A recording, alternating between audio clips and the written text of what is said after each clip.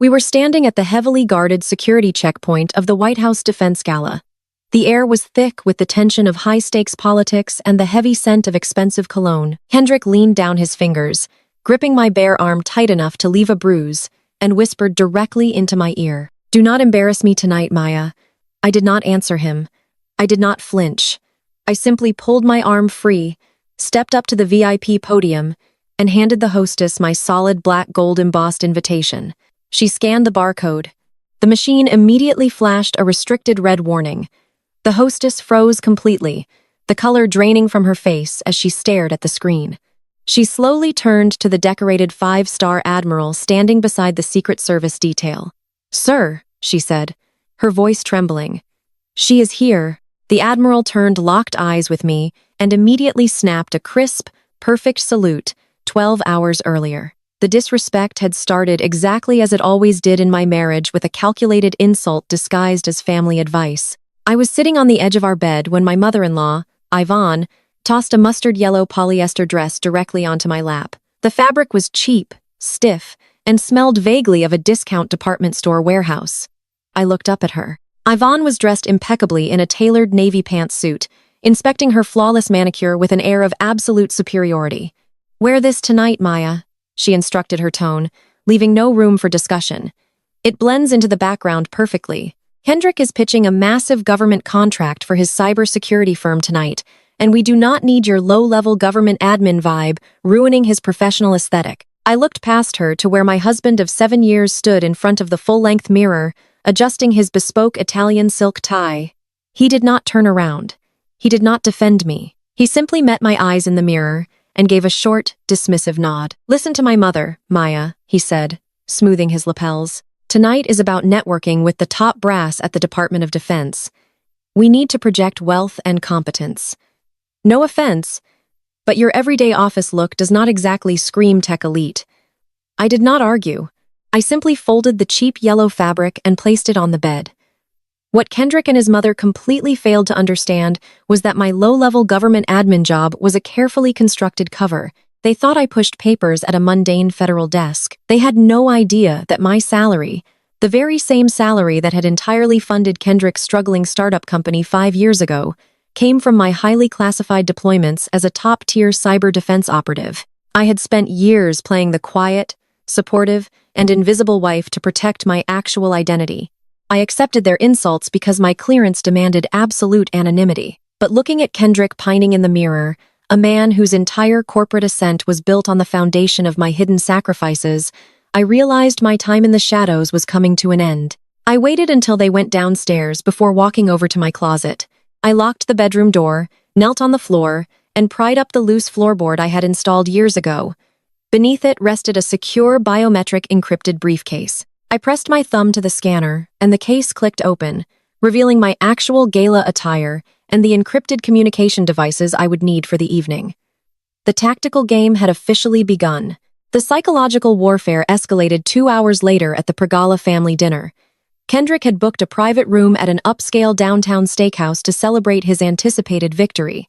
By the time I arrived, the rest of the family had already taken their seats. Kendrick was holding court at the head of the table. To his right sat his mother, Yvonne. To his left sat his older brother, Malik, and Malik's white wife, Sarah.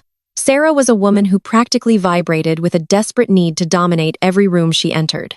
She constantly overcompensated, trying to assert her dominance within our affluent African-American family by stepping directly on my neck at every opportunity. As I sat down quietly at the far end of the table, Sarah zeroed in on me immediately. She aggressively swirled her wine glass, making sure the lighting caught the massive diamond tennis bracelet wrapped around her wrist. "Maya, honey," she began, her voice dripping with artificial sweetness. "Is that a rubber watch you are wearing with your evening clothes?" She let out a sharp, condescending laugh, looking around the table to ensure everyone was watching her perform. "You really should let Kendrick buy you something nice for once. Or better yet, maybe it is a shame Kendrick's company cannot hire you for their administration pool. At least working in a real corporate environment, you would learn how real professional women carry themselves." Kendrick actually chuckled, taking a slow sip of his bourbon. "Sarah has a point, Maya," he said, openly agreeing with her thinly veiled racism and classism. "Presentation is everything in my industry. I kept my face perfectly still. I offered a soft, polite smile and reached for my water glass. I let my sleeve pull back just enough to expose the matte black band on my wrist. I did not bother explaining to Sarah that the simple rubber watch she was mocking was actually a military encrypted communications device linked directly to United States Cyber Command worth more than her entire jewelry collection, the luxury car she drove to the restaurant. Let them laugh, I thought to myself. Arrogance is always the loudest right before the fall. The dinner dragged on with Malik and Kendrick exchanging arrogant predictions about the $500 million contract Kendrick was supposedly going to secure that night. Yvonne beamed with pride, patting her son's hand and entirely ignoring my existence. When the waiter finally brought the check, Kendrick practically snatched it away, throwing down his platinum corporate card to show off his wealth. "All right, everyone," Kendrick announced, standing up and buttoning his jacket. He refused to make eye contact with me as he reached into his breast pocket and pulled out a stack of heavy cream-colored envelopes. "These are the credentials for the White House gates." He walked around the table, handing the thick, gold-embossed VIP passes to Yvonne, Malik, and Sarah. They eagerly opened them, marveling at the official presidential seals. Then Kendrick finally turned to me. He did not hand me an envelope. Instead, he reached into his pocket and pulled out a thin, flimsy paper wristband. He dropped it onto the table in front of my plate. I looked down at the neon orange band, which clearly read, "General Admission Overflow" in bold black letters. "What is this?" I asked, keeping my voice dangerously calm. Kendrick sighed, running a hand over his freshly faded haircut, looking deeply annoyed that he even had to explain himself. "Listen, Maya, there was a slight change of plans. Jada is coming with me tonight as my VIP +1. Jada," I repeated the name, tasting foul in my mouth. Jada was the 4-year-old daughter of the CEO who controlled the investment board for Kendrick's company. She was a loud, entitled socialite who constantly flirted with my husband. "It is purely strategic," Kendrick insisted, leaning forward and lowering his voice so the waitstaff would not hear.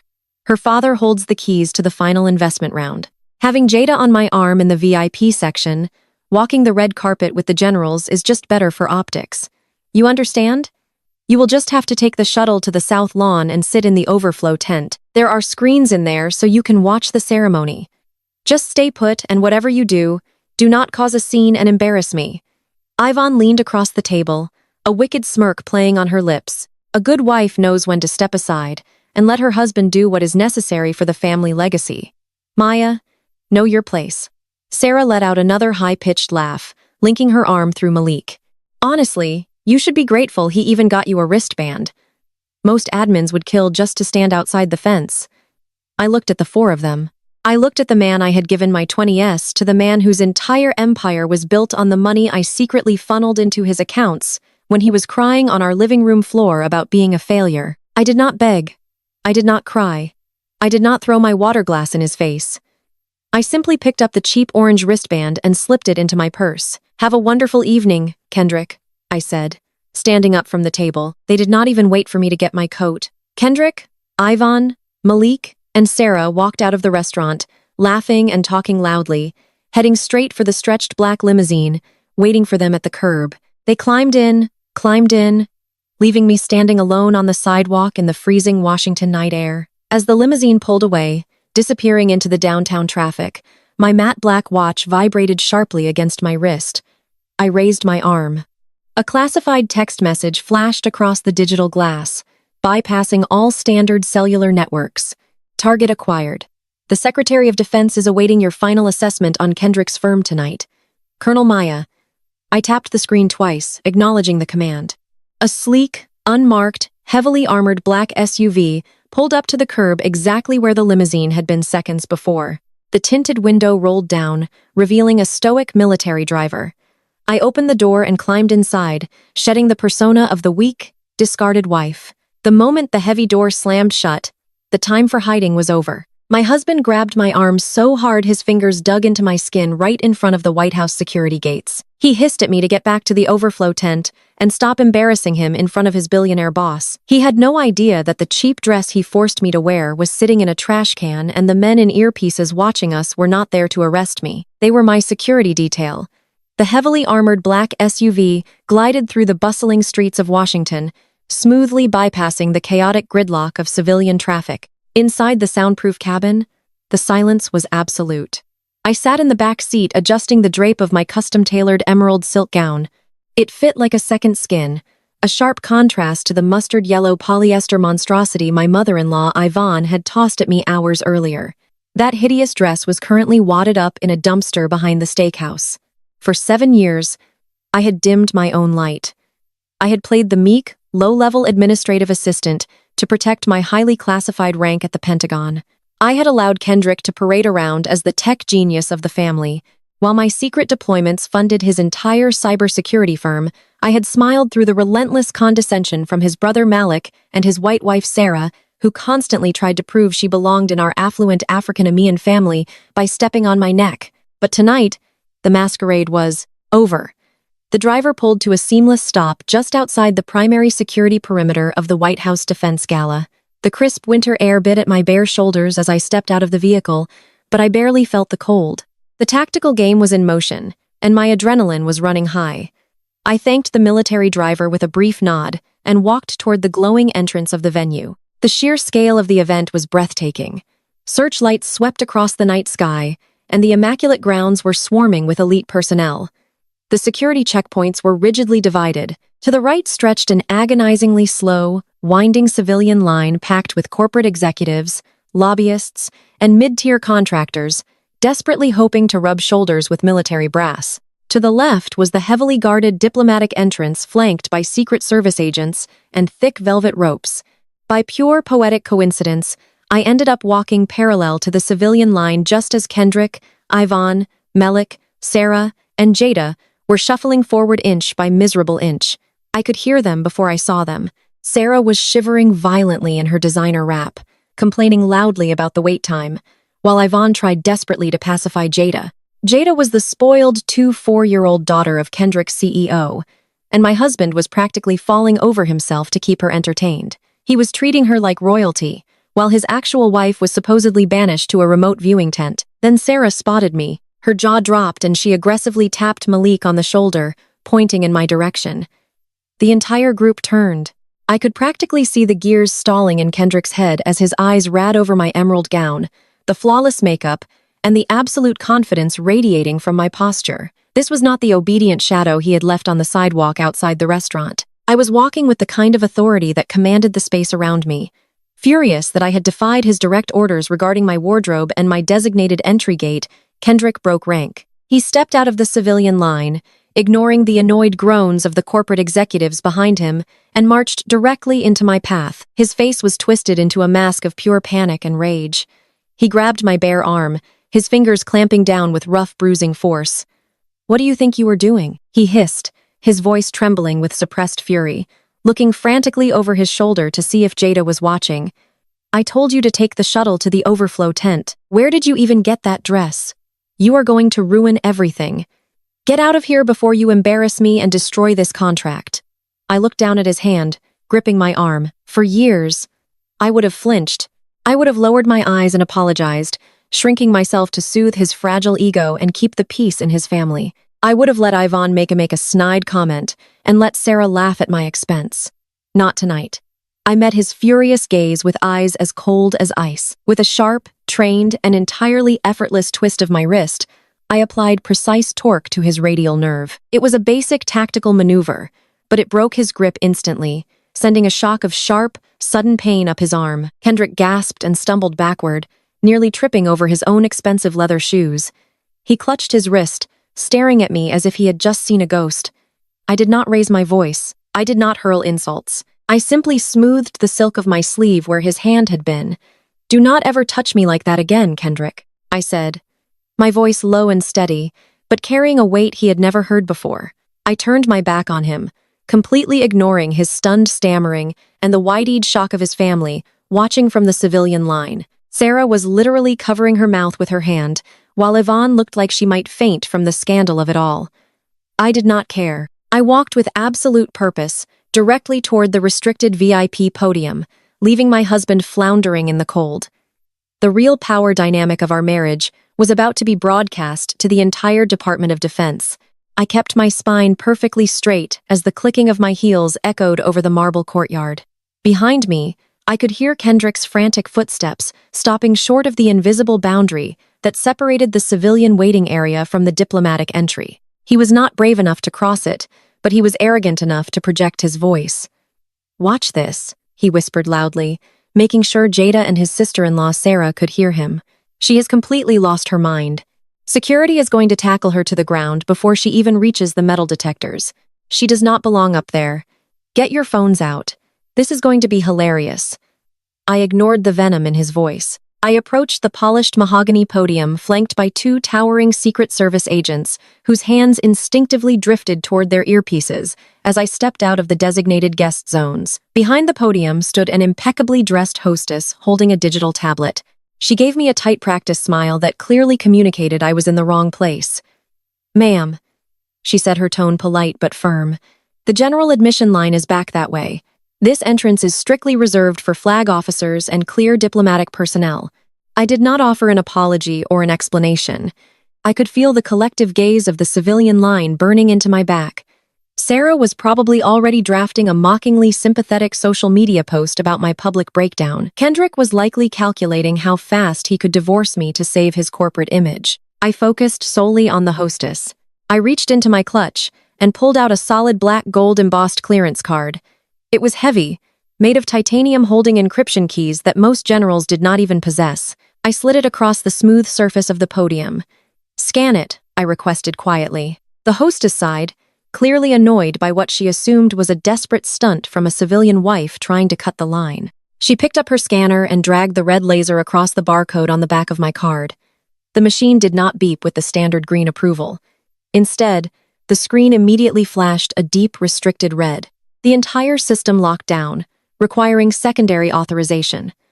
The annoyance on the hostess' face vanished instantly, replaced by absolute terror. The color drained from her cheeks as she read the classified clearance level blazing across her screen. She swallowed hard, her hands shaking as she looked up from the tablet and stared at me as if I had just materialized out of thin air. She took a trembling step back and turned to the highly decorated five-star Admiral who was deep in conversation with the head of the Secret Service detail just a few feet away. "Sir," the hostess said, her voice cracking. "She is here." Admiral Jackson stopped mid-sentence.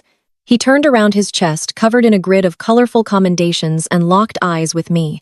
The severe, imposing scowl he wore for the politicians melted away entirely, replaced by an expression of profound respect. He stepped away from his security details, squared his shoulders, and snapped a crisp, perfect salute. "Colonel Maya," he announced, his deep voice, echoing loudly enough for the entire civilian line to hear.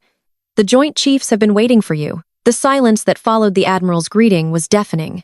The ambient chatter of the Washington elite, the clicking of cameras, the shuffling of feet. Everything seemed to freeze.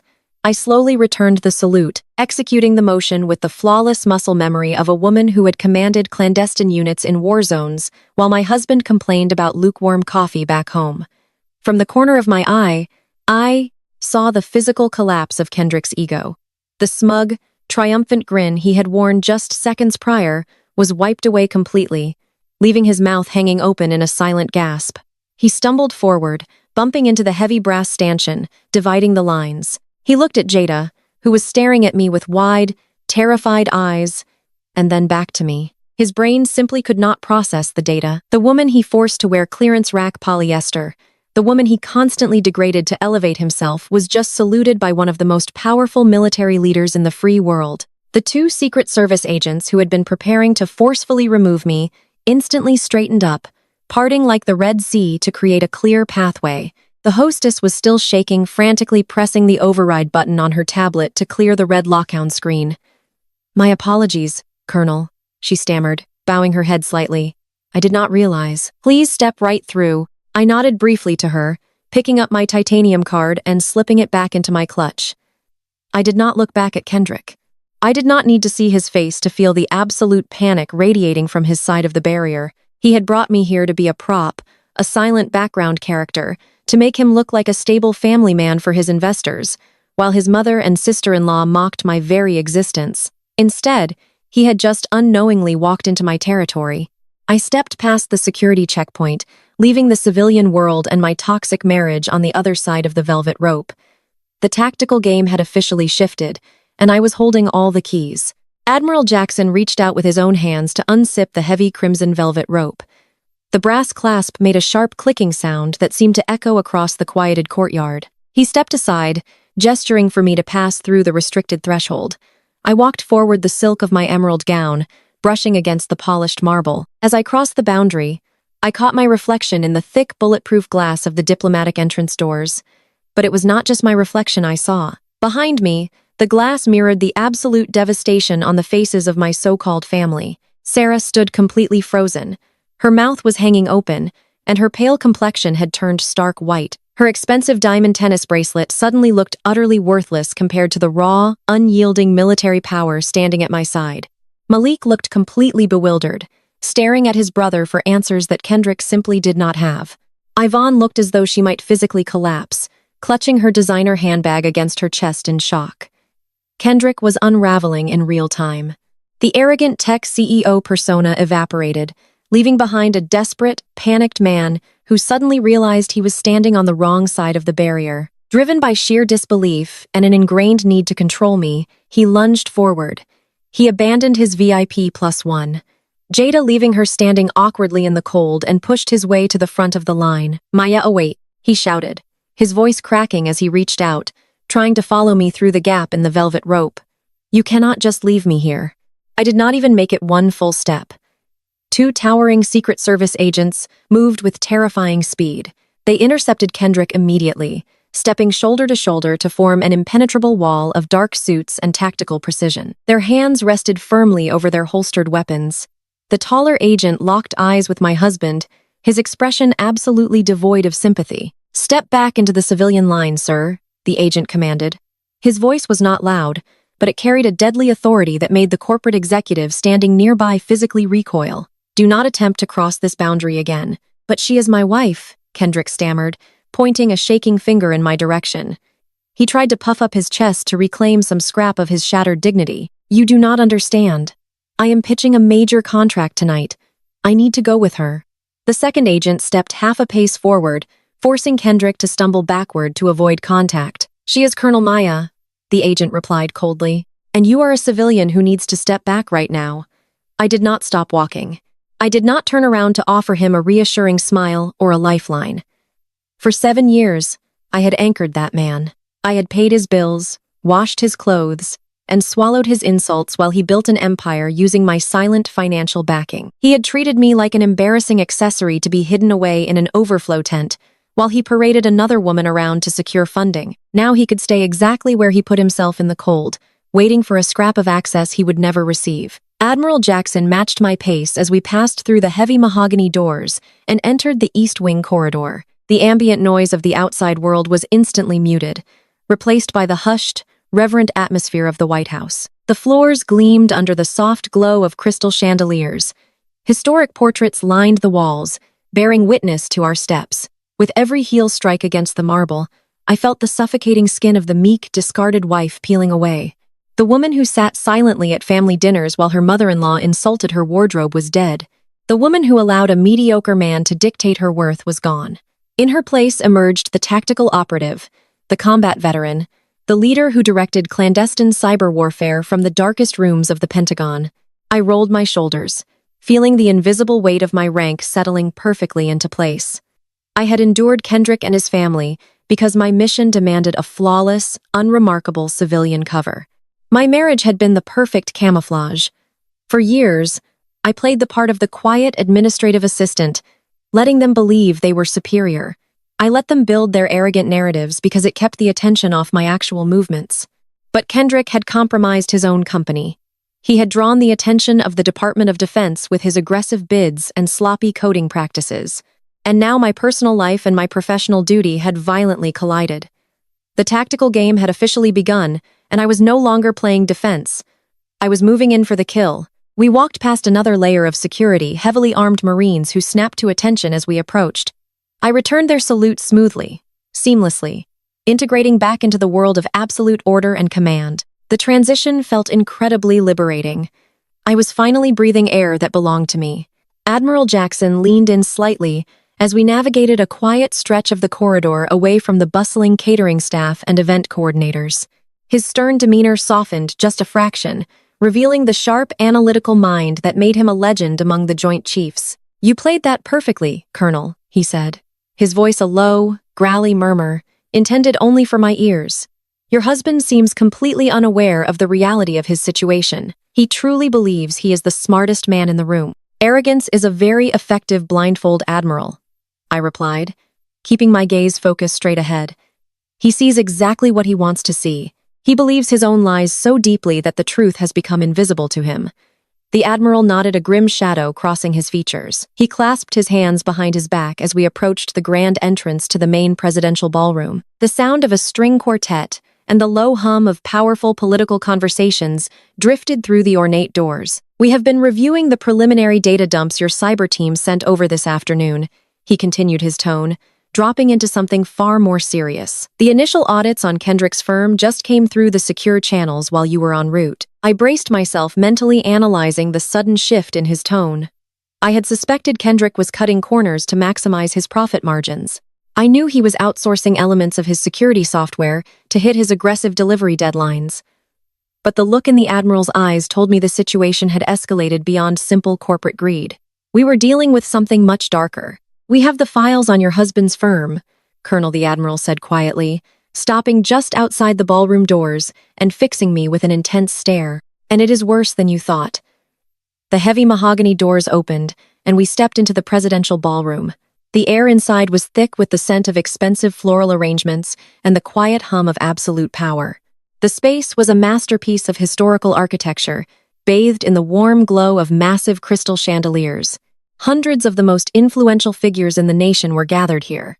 I took my seat at the primary table located at the exact epicenter of the room. The Secretary of Defense sat directly across from me while Admiral Jackson took the seat to my right. We were surrounded by 4-star generals and top-tier intelligence directors. Waitstaff moved like ghosts, pouring vintage wine and serving plates with practiced invisible precision. For the first time in 7 years, I did not have to monitor my posture to make myself look smaller. I did not have to modulate my voice to sound like a cheerful, naive administrative assistant. When the Secretary of Defense asked for my analysis on a recent overseas data breach, I delivered a flawless tactical breakdown.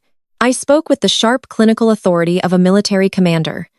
The men at the table nodded, absorbing my words with the utmost respect. The contrast between how I was treated here and how I was treated at my own dining room table just hours earlier was staggering. As the first course was cleared, my training kicked in. I scanned the perimeter of the massive room, assessing the layout and the crowd. The social hierarchy in this ballroom was ruthless and meticulously designed. The tables closest to the center were strictly reserved for high-ranking military officials and vital government personnel. The further out you went, the less power you held. Way out on the extreme outer edge of the room, practically pressed against the exit doors, was the general admission ring. That was where the mid-level corporate contractors were stationed, and that was exactly where I spotted my husband. Kendrick looked completely out of his depth. He was standing near his assigned table, desperately trying to flag down anyone wearing stars on their shoulders. Jada stood next to him, looking deeply bored and annoyed. She was scrolling through her phone, clearly displeased that her status as a wealthy CEO daughter had not magically bypassed the strict protocol of a military defense gala. She had expected to be seated with the elite. Instead, she was stuck in the corporate bleachers, and she was making sure Kendrick knew she was unhappy about it. I watched Kendrick with cold, clinical detachment. From 100 feet away, I analyzed his body language as if he were a hostile target on a battlefield. I saw the slight tremor in his hands when he reached for his drink. I saw the manic darting of his eyes as he scoured the room for an opening.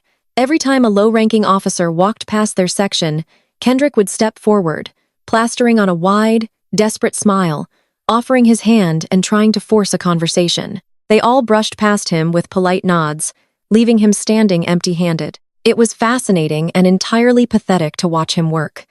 I recognized every single micro-expression on his face. It was the exact same manipulative charm he had used on me 5 years ago. Back then, we were living in a cramped one-bedroom apartment on the wrong side of town. His startup cybersecurity firm was bleeding cash, and he was on the verge of total bankruptcy.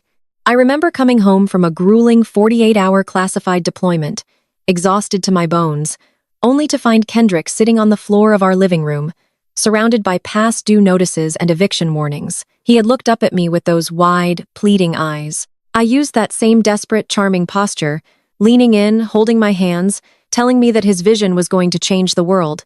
He said he just needed a little more capital to keep the servers running. He said he just needed someone to believe in him. I believed in him. Or rather, I loved him enough to fund his delusion. I quietly transferred hundreds of thousands of dollars from my hazard pay and combat deployment accounts into his failing business. I let him believe it was money I had inherited from a distant relative because my cover story as a low-level clerk could not possibly explain that kind of wealth. I built the foundation of his entire corporate empire in total secrecy. I propped him up so he could stand tall. And how did he repay me? By treating me like a liability, by mocking my wardrobe, allowing his white sister-in-law to disrespect me, and attempting to replace me with the spoiled daughter of his investor, the moment he thought he had finally made it to the top. For an entire hour, I sat at the table of power, sipping my water and watching the man I married degrade himself for a scrap of attention. He was sweating now. The main networking hour was drawing to a close, and he had not managed to hand his business card to a single decision-maker. The massive government contract he needed to secure was slipping through his fingers with every passing minute. I took a slow sip from my crystal water glass, letting the cool liquid soothe my throat. Admiral Jackson leaned over, pointing out a discrepancy in a foreign satellite report on his encrypted tablet. I turned my attention to the data, advising him on the optimal countermeasure, but I kept my peripheral vision locked firmly on Kendrick. Desperation makes people bold. The velvet rope separating the outer ring from the VIP section was guarded by discreet but highly vigilant military personnel. Kendrick realized that waiting for an invitation to approach the brass was a losing strategy.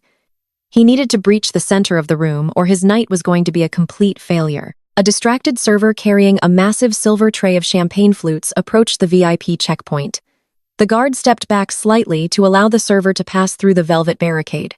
Kendrick saw his window. He grabbed Jada by the elbow, abandoning all protocol, and slipped directly behind the server, using the large silver tray as a visual shield to bypass the security detail. He moved with frantic speed, abandoning his designated table and trespassing deep into the restricted zone. He straightened his bespoke suit jacket, quickly wiping a bead of sweat from his forehead. He put on his most polished corporate smile, the one he reserved for wealthy investors and naive clients. He was hunting for the highest-ranking uniform he could find. He locked his sights on the table in the very center of the room, our table. I watched him approach. He was practically vibrating with eager anticipation, clutching his digital presentation tablet tightly in his left hand. He marched straight toward Admiral Jackson, completely ignoring the basic protocol of addressing the military aides first. He stepped up to the edge of our table, his chest puffed out, ready to deliver the pitch of his life. "Excuse me, Admiral Jackson." Kendrick began, his voice dripping with forced charisma. "I am Kendrick Hayes, CEO of Apex Cyber Solutions, and I have a framework that will revolutionize your network defenses."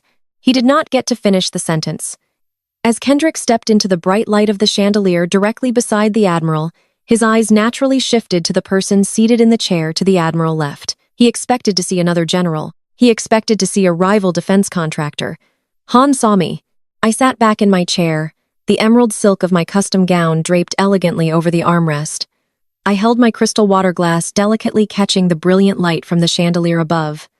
I did not blink. I did not look away. I simply watched him. Kendrick froze. The polished corporate smile slid off his face so fast it was almost comical. The tablet in his hand slipped slightly, his fingers losing their grip as his brain suffered a catastrophic failure. His eyes darted from the 5 stars on the Admiral uniform down to my face and back again. The breath caught in his throat, and for a long, agonizing moment, he simply stopped functioning entirely. Kendrick's eyes darted from my face to the crystal glass in my hand. His mind scrambled to construct a logical explanation for an impossible scenario. I could see the exact moment his towering arrogance overrode his basic common sense. In his reality, I was just his mundane administrative wife. Therefore, the only plausible conclusion his narcissistic brain could reach was that I had committed a massive federal crime to sneak into the VIP section. He leaned down, bracing both hands on the edge of the table. His face was inches from mine, his breath hot and reeking of expensive scotch and panic. "What is wrong with you?" he hissed, his voice a frantic, strained whisper. "Get up. Get out of that chair right now, Maya." How did you even get in here? Did you steal someone's badge? Did you follow me and Jada? I sat perfectly still. I did not break eye contact. I did not lower my head. You are going to get me arrested, he continued, his face flushing a deep, angry red. You are going to get us both thrown in federal prison. Jada's father is sitting 3 tables away. If he sees my wife trespassing at a table reserved for the Joint Chiefs, my company is dead. My entire pitch is dead. Get up before I call security on you myself. He actually reached out, wrapping his fingers around my upper arm, intending to physically yank me out of my seat. That was his fatal mistake. Before I even had to flex a muscle to break his hold, a massive shadow fell over us. Admiral Jackson rose from his chair. The movement was slow, deliberate, and carried the terrifying weight of a man who commanded fleets. The ambient chatter at our end of the table instantly ceased. The other generals paused their conversations, turning their sharp, predatory gazes toward the sweating tech CEO, who had just dared to lay hands on one of their own. The Admiral towered over Kendrick. The polished metals on his chest gleamed under the chandeliers, catching the light like jagged ice. He looked down at my husband with an expression of absolute disgust. Is this civilian bothering you? Colonel the Admiral asked. His voice was not loud, but it rumbled with a deep, lethal authority that commanded the immediate attention of the armed guard standing 20 feet away. Kendrick froze. His fingers went slack against my arm, and he pulled his hand back as if he had just touched a hot stove. His eyes darted wildly between the Admiral and me, his brain completely short-circuited at the title. Colonel, the word hung in the air, heavy and impossible. But Kendrick was a man who had built his entire career on faking it until he made it. He was a master of the corporate pivot. Instead of realizing he had stumbled into a bear trap, he decided to rely on the one tool he always used to get out of trouble. He lied. He let out a nervous, breathless chuckle, plastering on his most charming, polished smile. He held up his hands in a placating gesture, trying to smooth over the situation with the slick charisma he used on gullible investors. Admiral, my deepest apologies, Kendrick said, his voice dripping with artificial respect. There has been a massive misunderstanding. She is not a colonel. This is Maya. She is my wife. He looked down at me, offering a condescending, patronizing smile that made my blood run cold. She has a bit of a habit of wandering off. Kendrick continued speaking to the Admiral as if I were a lost toddler or a runaway pet. She gets very easily overwhelmed in large crowds and formal settings. She was supposed to be waiting for me out in the overflow tent. She must have gotten turned around looking for the coat check or the restrooms and just sat down at the first empty chair she saw.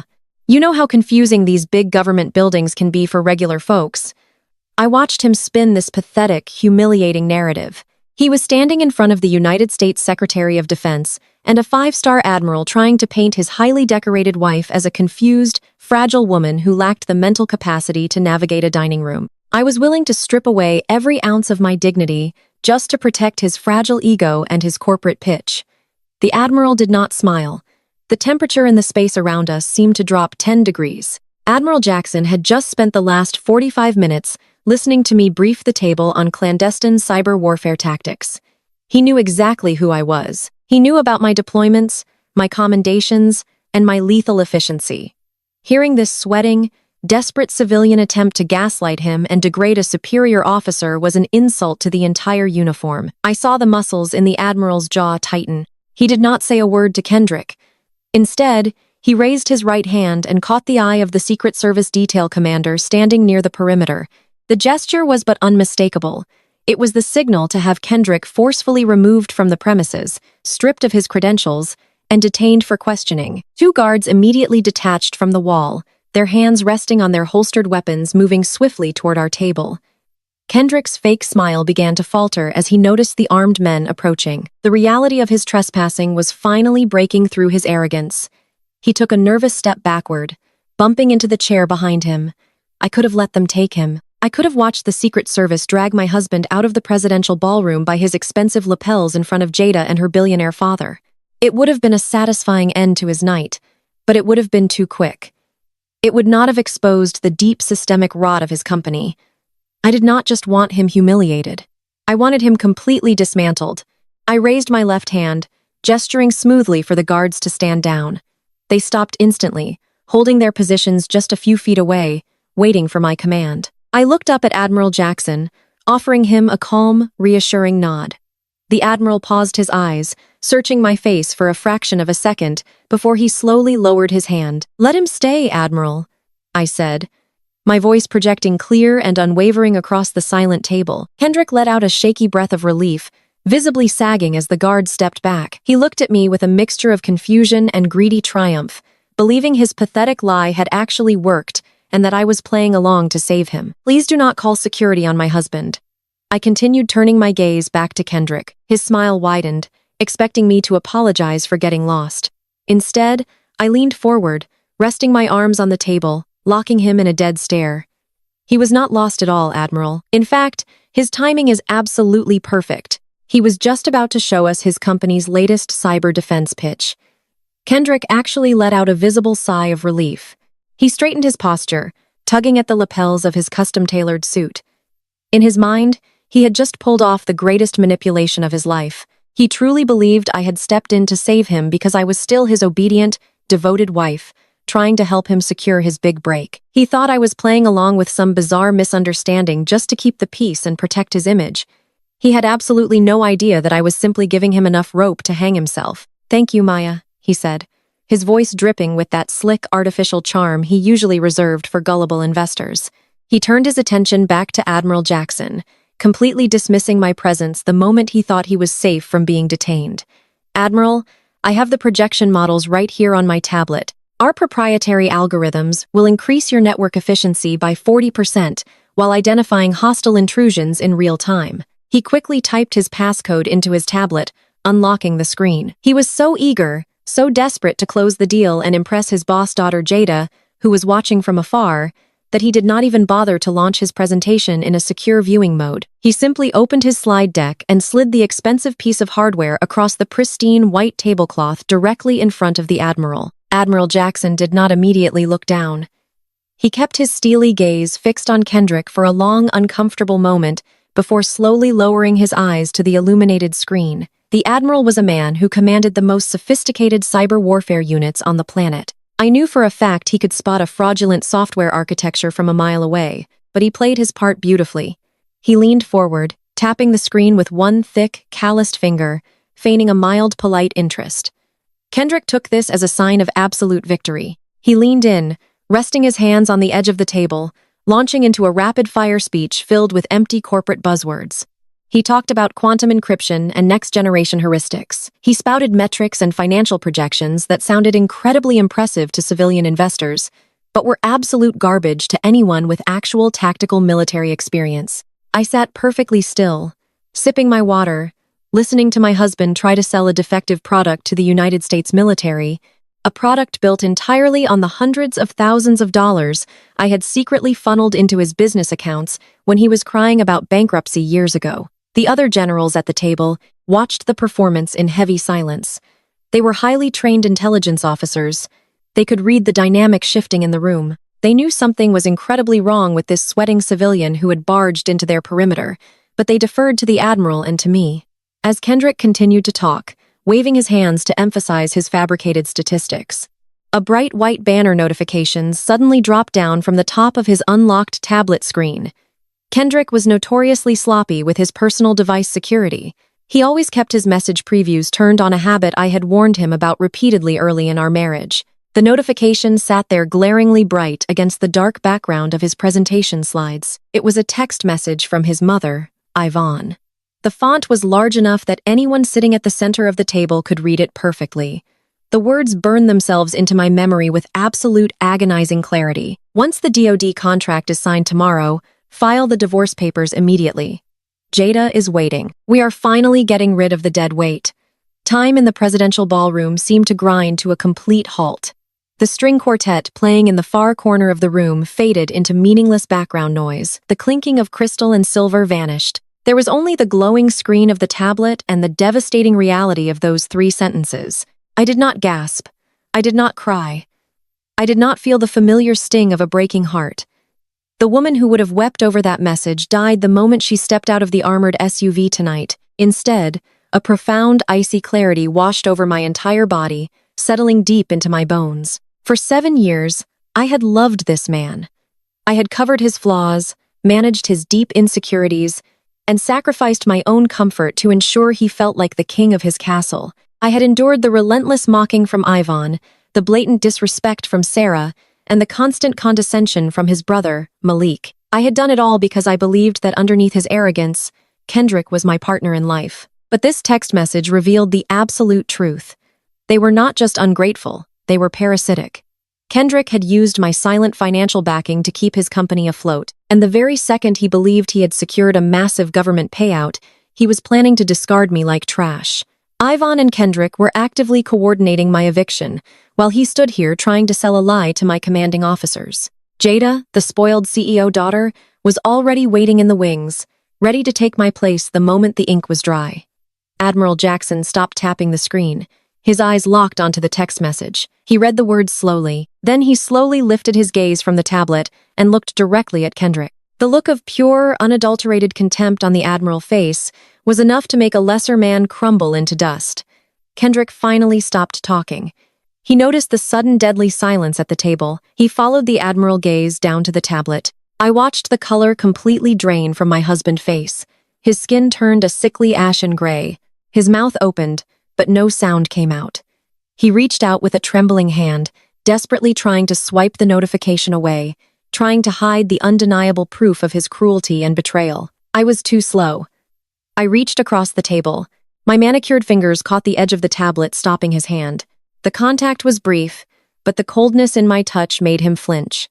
I slowly, deliberately slid the tablet across the polished wood, directly back to him. I made sure my eyes locked onto his, ensuring he knew that I had read every single word. I wanted him to see that there was no confusion, no misunderstanding, and absolutely no mercy left in me. "Your pitch is certainly illuminating, Kendrick," I said, my voice ringing with a calm, lethal precision. Kendrick swallowed hard, a bead of sweat tracing down his temple. "Maya," he whispered, his voice cracking. "Maya, please let me explain that text. It is not what you think. My mother is just talking crazy. You know how she gets." I did not wait for him to spin another pathetic lie. I stood up from the table, the heavy emerald silk of my gown cascading around me. I smoothed the fabric with total composure. The generals at the table watched me with silent respect, giving me the space to execute my next maneuver. "Enjoy the rest of your evening, gentlemen," I said, offering a brief nod to the military brass. "I have a sudden, pressing matter to attend to." I turned my back on Kendrick, leaving him stammering and sweating under the unforgiving glare of Admiral Jackson. I walked away from the epicenter of the ballroom, my heels clicking a steady, rhythmic beat against the marble floor. I did not look back. I did not care if the Secret Service finally dragged him out by his collar. My focus had shifted entirely to the counterstrike. I moved through the crowd of diplomats and politicians, slipping into a quiet, highly secure alcove near the diplomatic exit. I reached into my clutch and pulled out my encrypted mobile device. The screen illuminated instantly, recognizing my biometric signature. The connection routed through multiple secure servers, bouncing off encrypted military satellites before landing directly in the heart of the Pentagon. The line connected on the first ring, Cyber Command Operations Center. A crisp voice answered. "This is Colonel Maya," I said, my voice stripped of all emotion, vibrating with pure tactical authority. "Initiate a full-spectrum audit on Apex Cyber Solutions. I want a complete teardown of Kendrick Hayes' entire digital infrastructure. Strip their firewalls, rip through their proprietary code. I want every fraudulent line of programming, every outsourced overseas server, and every hidden offshore bank account exposed." I paused, gripping the encrypted phone tightly as the image of Ivan text flashed in my mind one last time. "We are finally getting rid of the dead weight. Do not leave a single digital stone unturned." I commanded the coldness in my chest, solidifying into iron. "I want the complete destruction of his corporate facade on my desk by 0800 hours tomorrow morning. Execute immediately." The morning sun crested over the quiet, upscale neighborhood, casting long, pale shadows through the bay windows of my master bedroom. I was already awake. I had not slept a single minute since leaving the presidential ballroom. I stood at the foot of my bed, methodically rolling my tactical gear and placing it into a single olive-green military duffel bag. I moved with the precise clinical efficiency of a soldier preparing to break camp. I did not need to pack much. I had already secured the classified documents and personal items that truly mattered to me weeks ago when the first red flags in Kendrick's business accounts had crossed my desk. Downstairs, the heavy custom oak front door swung open, hitting the entryway wall with a loud, aggressive thud. The sharp, rapid clicking of expensive heels echoed against the Brazilian hardwood floors, marching purposely up the main staircase. They did not knock. They did not announce themselves. They simply assumed ownership of the space exactly as they had done for the last 7 years. My mother-in-law Ivan and my sister-in-law Sarah barged straight into my bedroom. They were carrying a thick stack of flattened cardboard moving boxes and a roll of heavy-duty black trash bags. Ivan was practically glowing with malicious joy. She wore a pristine cream-colored pantsuit, her hair perfectly styled for a victory lap. She dropped the heavy cardboard boxes onto the floor and planted her hands on her hips, looking at me as if I were an infestation she was finally exterminating. Kendrick secured the verbal agreement for the defense contract last night. Maya, she announced, her voice loud and ringing with cruel triumph. Hai is at his corporate office right now, drawing up the final signature paperwork, and he is filing the divorce papers this afternoon.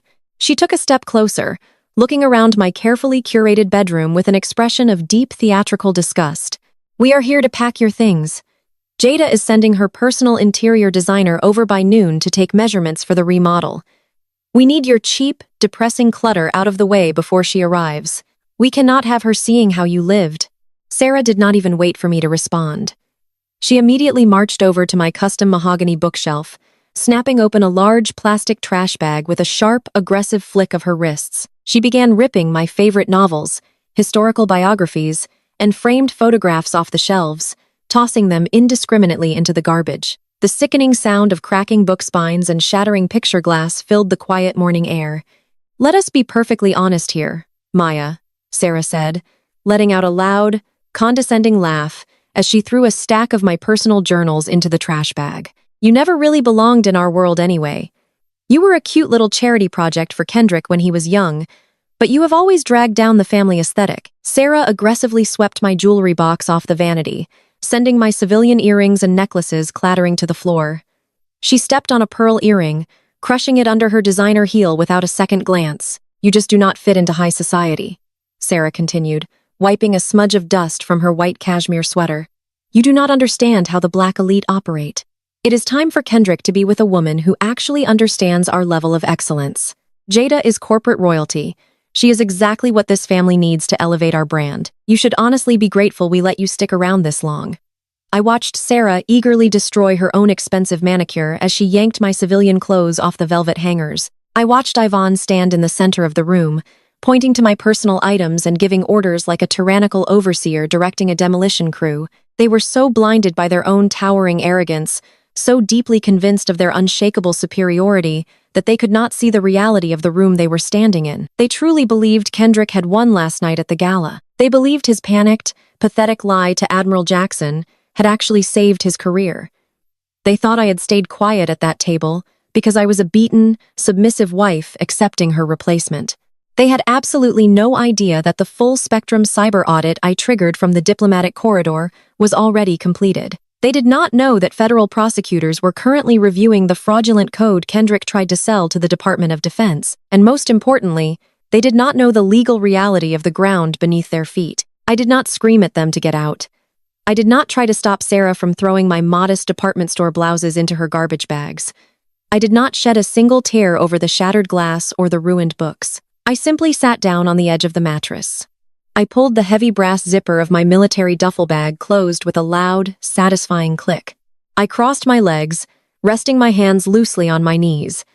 I maintained a perfectly neutral expression as I watched them sweat. I watched them breathe heavily, exerting themselves, doing the heavy manual labor of clearing out my closets, completely unaware of the massive steel trap that was about to snap shut on their necks. The morning sun broke through the heavy plantation shutters of my master bedroom, casting long, pale shadows across the Brazilian hardwood floors. I had not slept a single minute since walking out of the presidential ballroom. While my husband was presumably out celebrating his fabricated victory with his billionaire boss, I had spent the entire night on secure channels coordinating the absolute dismantling of his corporate empire. Now I stood at the foot of my bed, methodically rolling my tactical gear and placing it into a single olive green military duffel bag. I moved with the precise clinical efficiency of a soldier preparing to break camp. I did not need to pack much. I had already secured the classified documents and personal items that truly mattered to me weeks ago, when the first red flags in Kendrick's business accounts had crossed my desk. Downstairs, the heavy custom oak front door swung open, hitting the entryway wall with a loud, aggressive thud. The sharp, rapid clicking of expensive heels echoed against the floorboards, marching purposely up the main staircase. They did not knock. They did not announce themselves.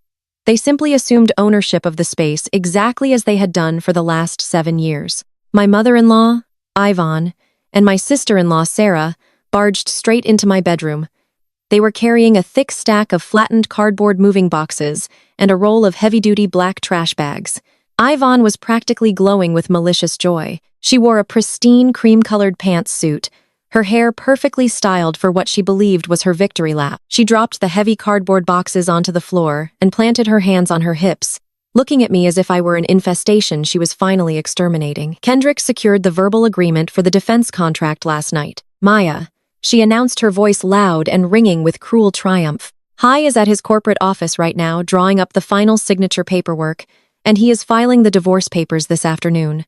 She took a step closer, looking around my carefully curated bedroom with an expression of deep theatrical disgust. We are here to pack your things. Jada is sending her personal interior designer over by noon to take measurements for the remodel. We need your cheap, depressing clutter out of the way before she arrives. We cannot have her seeing how you lived. Sarah did not even wait for me to respond.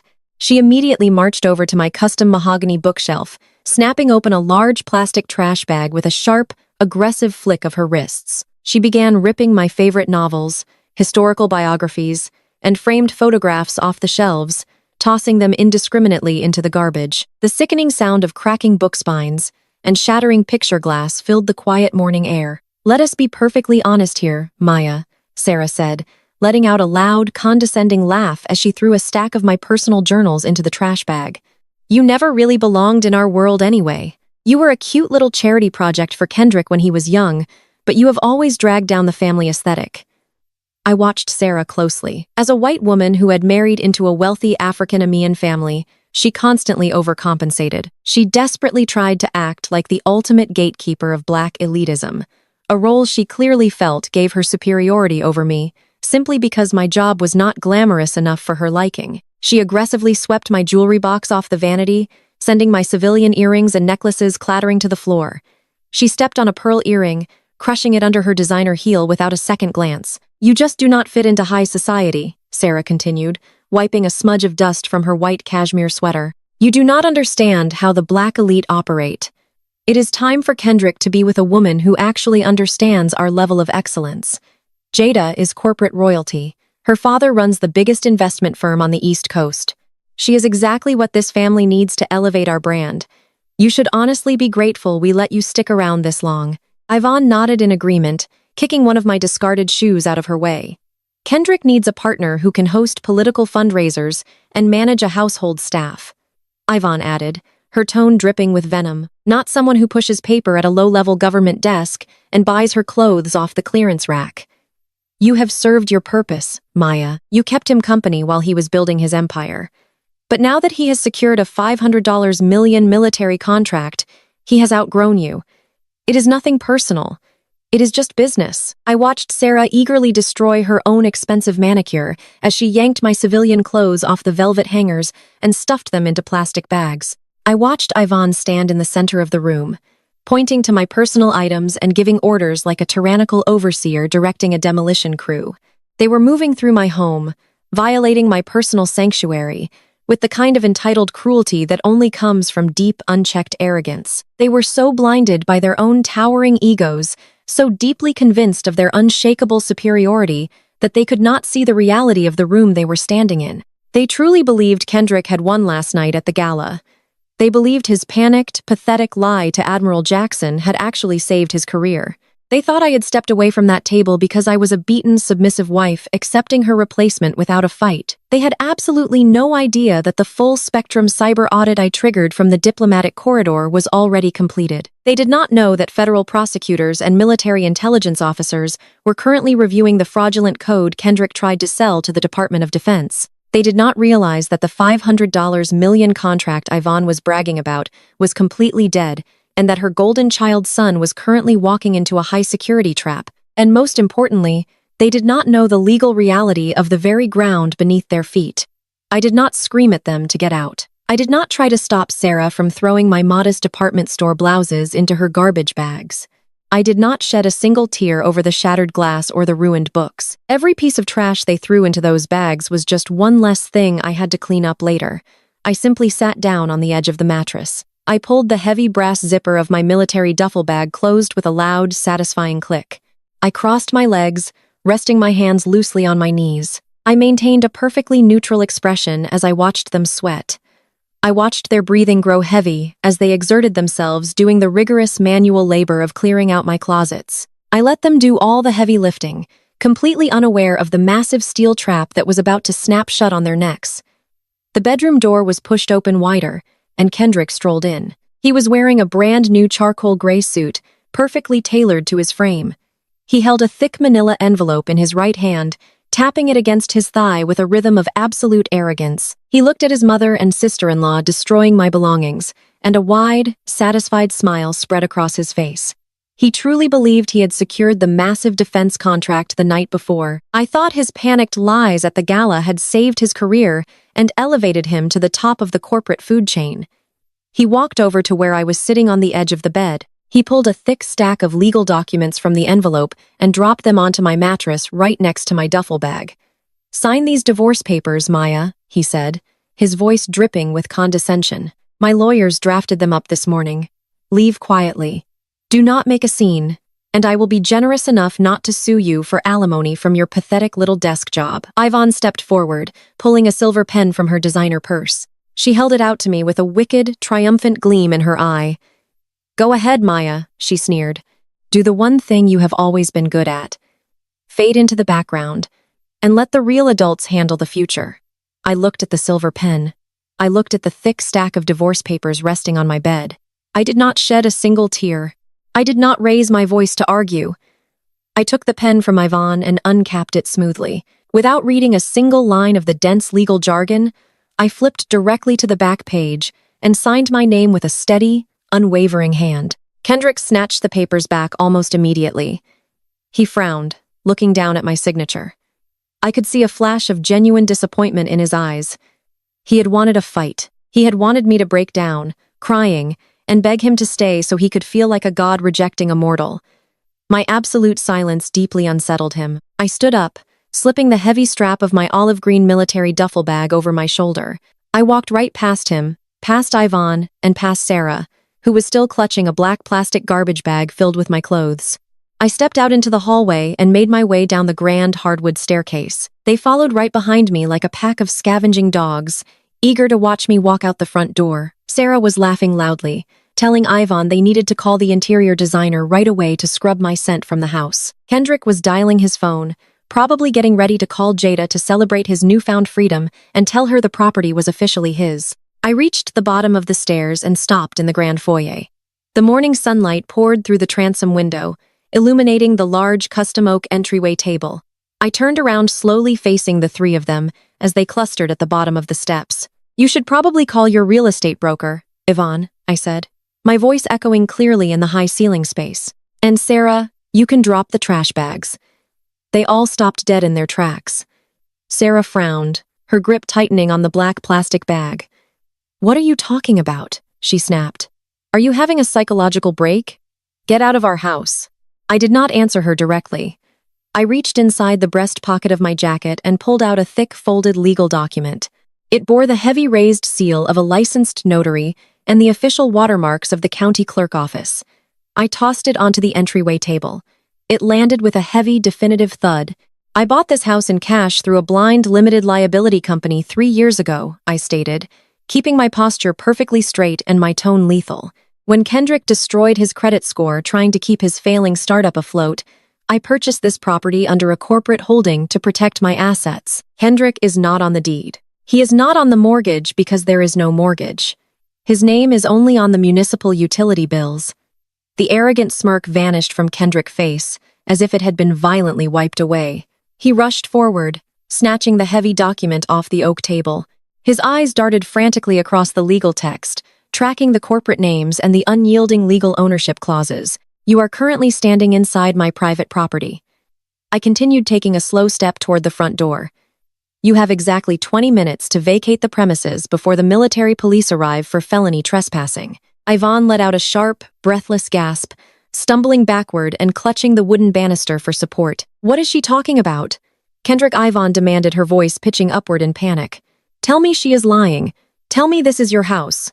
Kendrick could not speak. The color drained entirely from his face, turning his complexion a sickening ashen gray. His hands were shaking so violently that the thick legal paper rattled in his grip. He looked from the deed to me, his eyes wide with a sudden crushing terror. He finally realized that the woman he had treated like a disposable burden had actually owned the very ground he walked on for years. Before anyone else could utter a single word, a distinct wailing sound cut through the quiet suburban morning. It was faint at first, but growing rapidly louder. It was the unmistakable sharp glare of military police cruisers turning onto our street. I reached out and pulled the heavy brass handle of the front door, allowing the crisp winter air to flood the entryway. The tactical game in this house was over. I stepped out onto the porch, pulling the door shut behind me, leaving my husband, my mother-in-law, and my sister-in-law standing frozen in a state of sheer, absolute panic. I watched the live security feed on my encrypted tablet as my government vehicle sped down the highway toward Arlington. I had left my husband scrambling in the foyer of my home, but he did not stay to protect his mother or his sister-in-law. The moment he heard the sirens of the military police approaching my neighborhood, Kendrick did exactly what a coward always does. He ran. He abandoned Ivan and Sarah to face the consequences of trespassing on federal property alone, and he sprinted to his car. His only focus was saving his own skin and securing the massive defense contract he thought was waiting for him at the Pentagon. The high-defin camera mounted in the corner of Briefing Room Alpha showed him pacing nervously. The Pentagon briefing rooms were designed to be intimidating. They were cold, sterile environments built with thick soundproof walls and heavy frosted glass that isolated the occupants from the rest of the world. There was no cellular reception allowed inside. The silence in the room was absolute and heavy, designed specifically to break the nerves of anyone sitting at the long mahogany table. Kendrick was sweating. I could see the faint sheen of moisture on his forehead as he continuously adjusted his bespoke tie. He was trying desperately to project confidence, but his body language screamed panic. He kept checking his expensive watch, completely unaware that every micro-expression was being broadcast directly to my tablet. Sitting across from him was Roland, the chief executive officer of the company. Roland was a ruthless, calculating businessman who demanded absolute perfection from his subordinates. He sat with his arms crossed, staring at Kendrick with a hard, unyielding expression. Roland had staked the entire future of his company on this $500 million government contract. If this deal fell through, the company would face massive layoffs and a complete collapse in shareholder confidence. He needed this signature today, and he was relying entirely on Kendrick to deliver it. Seated directly next to Kendrick was Jada. She looked entirely out of place in a classified federal building. While Roland reviewed legal documents and Kendrick sweated through his shirt, Jada was busy checking her reflection in the dark screen of her phone. She sighed loudly, complaining about the strict security protocols that forced her to leave her designer purse in a locker downstairs. She leaned over and placed her hand intimately on Kendrick's arm, completely oblivious to the intense pressure in the room. She was expecting a quick signature and a celebratory lunch. She thought she was there to watch her future husband conquer the world. I turned the audio feed up on my tablet, listening to their conversation as my vehicle passed through the heavily fortified gates of the Pentagon. "They are making us wait a very long time," Kendrick Roland said, his voice tight with irritation.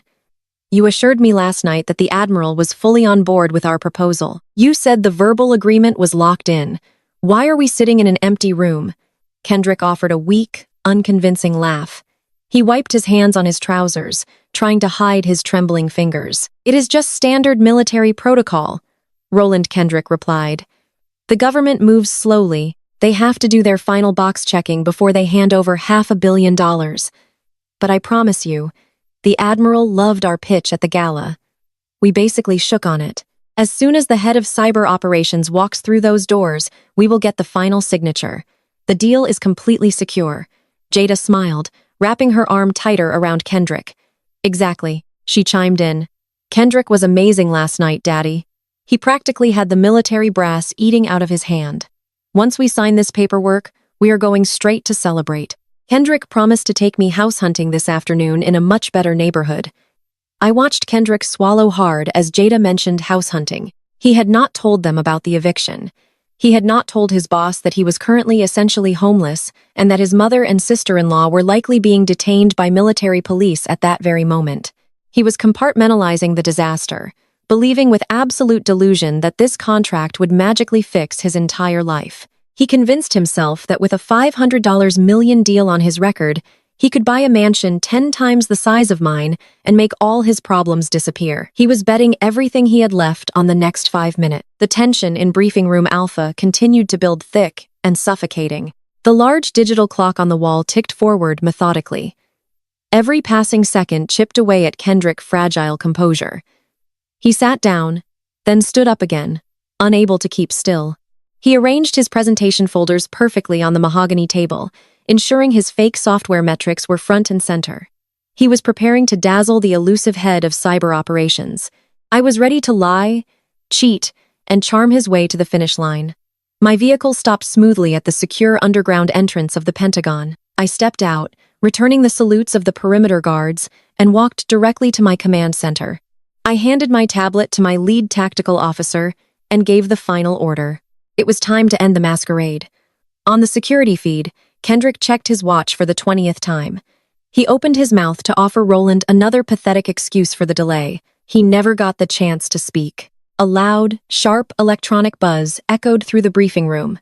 The sound cut through the tense silence like a physical blade. The heavy automated locks on the blast doors disengaged with a deep metallic clank.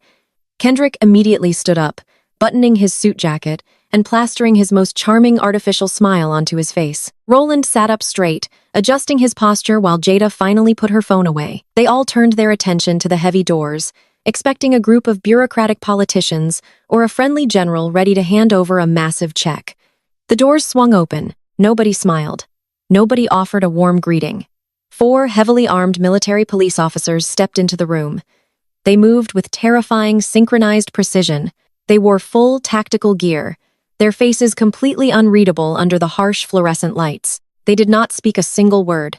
They simply marched forward, spreading out and taking defensive positions in the 4 corners of the room. Their hands rested firmly on their holstered weapons, securing the perimeter and blocking the only exit. The charming smile on Kendrick's face instantly vanished, replaced by total paralyzing confusion.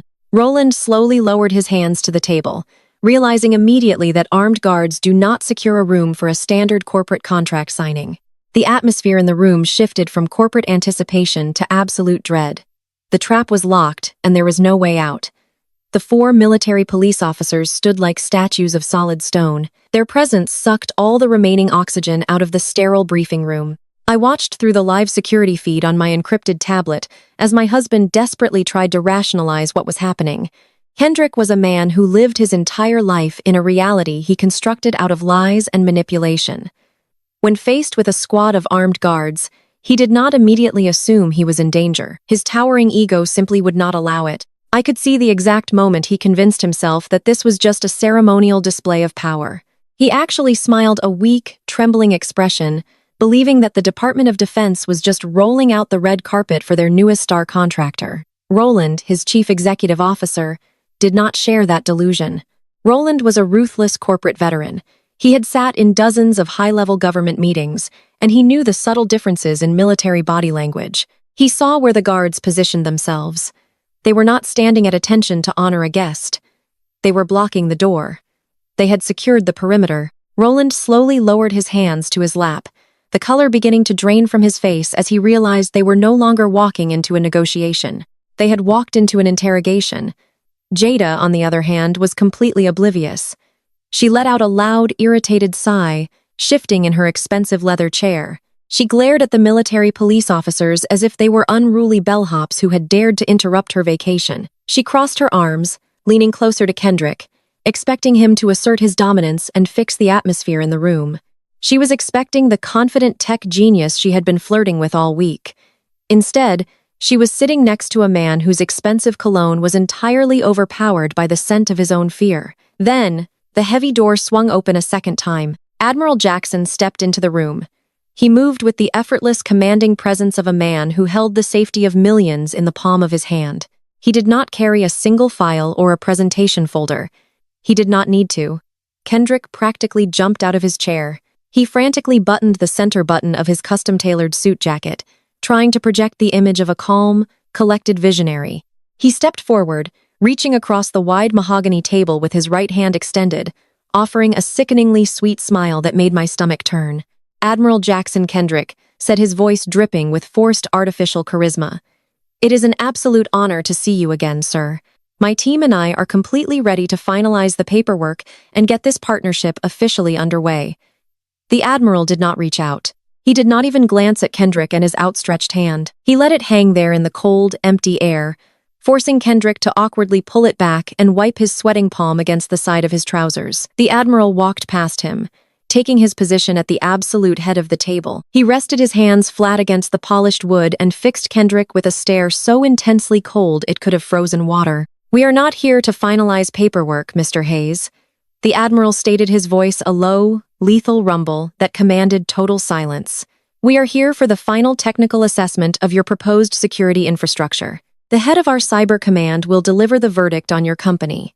Kendrick swallowed hard, nodding rapidly as he scrambled back into his chair. "Of course," he stammered, pulling his digital presentation tablet closer to him. "We are completely prepared to walk your head of cyber command through every single layer of our proprietary algorithms. I assure you, they will be thoroughly impressed." I disconnected the live feed on my tablet and handed it to my tactical officer. I took a deep breath, letting the cool air of the Pentagon corridor fill my lungs. I rolled my shoulders back, feeling the familiar, comforting weight of my uniform. For 7 years, I had hidden this part of myself. I had buried the fierce tactical leader beneath layers of clearance rack clothing and quiet submission. I had allowed a mediocre, arrogant man to belittle me because my duty to my country demanded a flawless, unremarkable civilian cover. But my cover was no longer required. My target had unknowingly delivered himself directly into my primary strike zone. I stepped through the heavy blast doors and walked into Briefing Room Alpha. The sharp, rhythmic clicking of my regulation shoes echoed against the hard floor. I was in my full military dress uniform. The crisp, dark fabric was perfectly tailored, a stark and stunning contrast to the cheap yellow polyester dress my mother-in-law had thrown at me just hours before. The bright silver eagles of a full bird. Colonel gleamed brightly on my shoulders, catching the harsh fluorescent light. Pinned precisely above my heart were 3 rows of colorful combat and intelligence commendations, ribbons earned in shadows, badges of honor for neutralizing global cyber threats. While my husband was busy complaining about his golf handicap, I walked to the front of the room, moving with the absolute unyielding authority of a commander stepping onto the battlefield. I did not look at the ceiling. I did not look at the guards. I locked my eyes directly onto the man sitting across the mahogany table. Kendrick was in the middle of lifting an expensive silver fountain pen, preparing to write down notes for his big pitch. He saw the uniform first. He saw the crisp fabric and the powerful military posture. Then his eyes traveled up past the silver eagles and finally landed on my face. The human brain is a remarkable machine, but it has its limits. When faced with a reality that fundamentally shatters its entire understanding of the world, it simply crashes. Kendrick stopped breathing. The polished corporate smile slid off his face so completely it looked as though his facial muscles had suffered a catastrophic failure. His eyes widened to an unnatural size, staring at me with a mixture of absolute terror and complete cognitive dissonance. This was not the obedient shadow he had left in the hallway of the house. This was not the pathetic administrative assistant he had planned to divorce by noon so he could move his new girlfriend in. His fingers suddenly went completely numb. The expensive silver pen slipped from his grasp. It hit the solid mahogany table with a loud, sharp clatter that echoed like a gunshot in the silent room. It rolled slowly across the polished wood, dropping off the edge and hitting the floor. But Kendrick did not even flinch. He remained frozen, a statue of pure, unadulterated panic. Beside him, Jada leaned forward, her brow furrowed in deep confusion. She looked at me, then looked at the silver eagles on my shoulders, and then turned to stare at the sweating, trembling man beside her.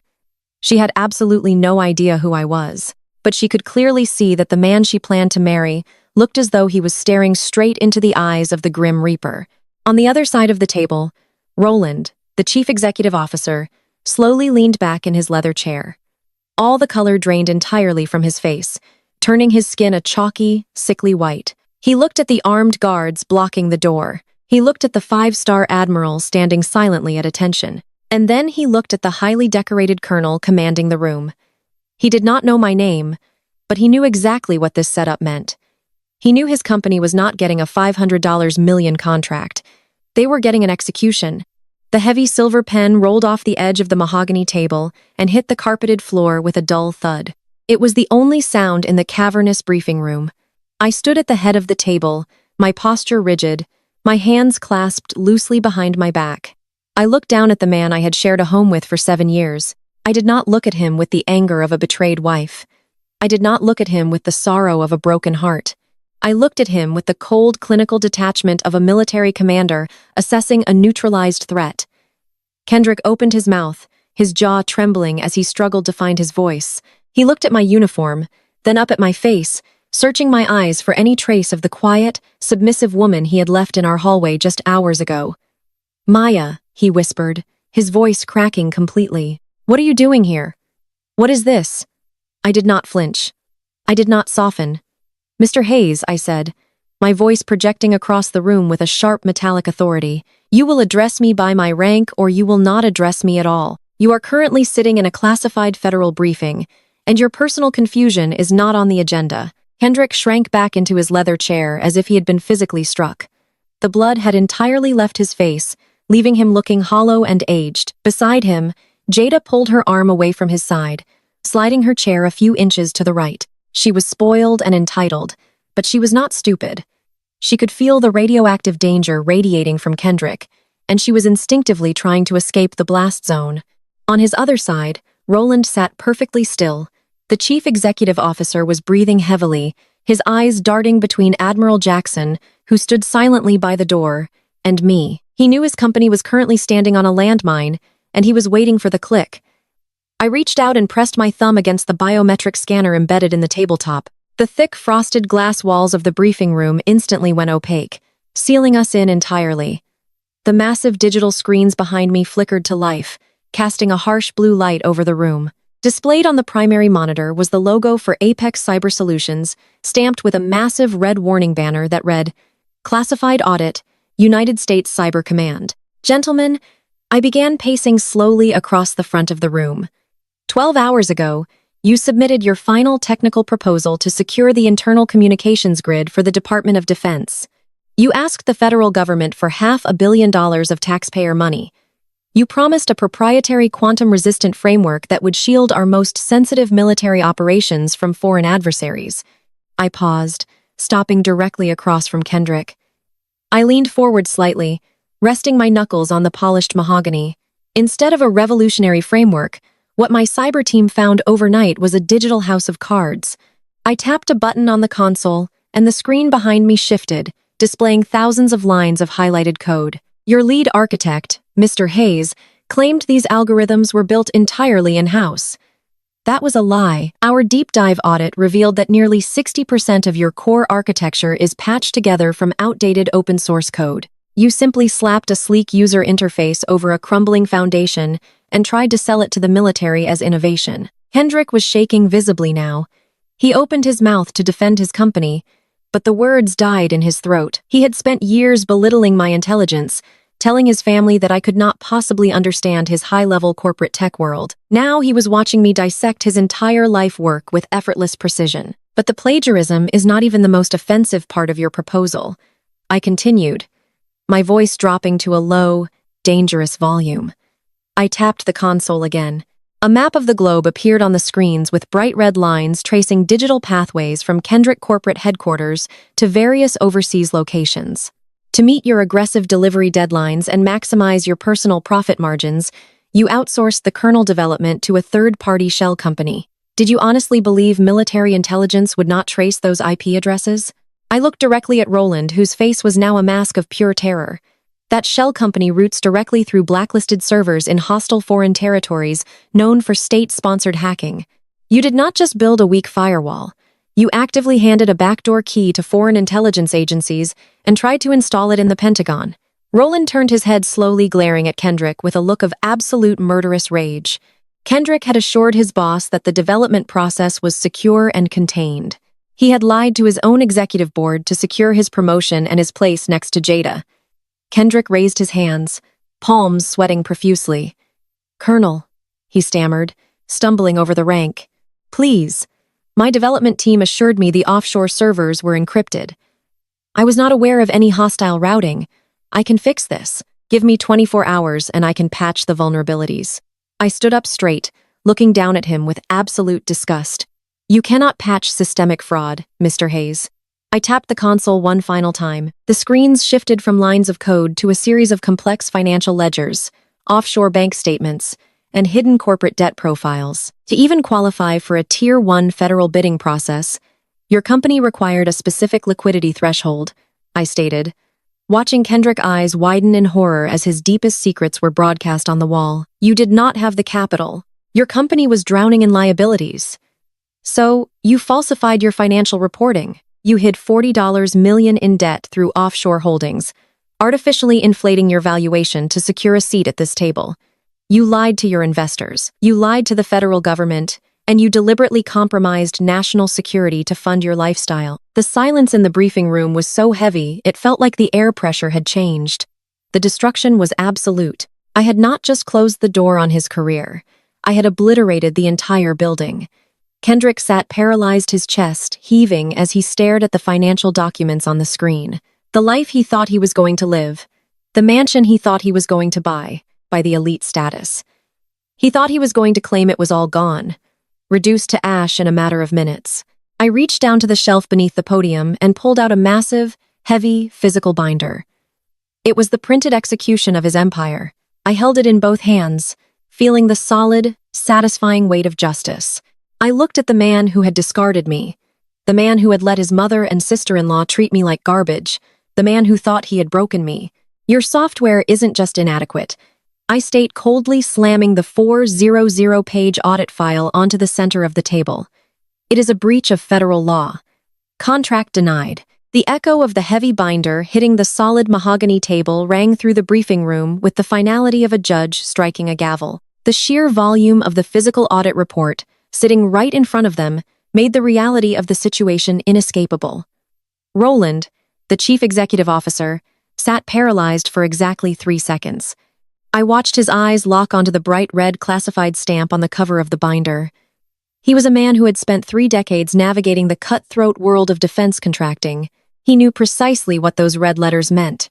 He knew that the United States government did not just reject a bid when they found offshore shell companies and compromised foreign servers. They launched federal investigations. They froze corporate assets. They handed down indictments. The blood rushed to Roland's face, turning his skin a deep mottled purple. The veins in his neck bulged against his expensive silk collar as the catastrophic magnitude of Kendrick's actions fully registered in his mind. Kendrick had not just lost them a $500 million contract. He had infected their entire corporate network with blacklisted code. He had opened the entire board of directors up to charges of treason and federal fraud. Roland stood up so fast, his heavy leather chair tipped backward and crashed loudly against the soundproof glass wall. He slammed both of his fists onto the table, leaning over the polished wood like a predator ready to strike. "What have you done?" Roland roared, his voice cracking with pure, unadulterated fury. The sound bounced off the sterile walls, making Jada flinch and cover her ears. Kendrick shrank back into his seat, raising his hands in a pathetic, trembling gesture of surrender. "Roland, please," he begged, his voice high-pitched and tight with panic. "It is a misunderstanding. I can explain the server routing. I can fix the code. We just need to restructure the offshore accounts."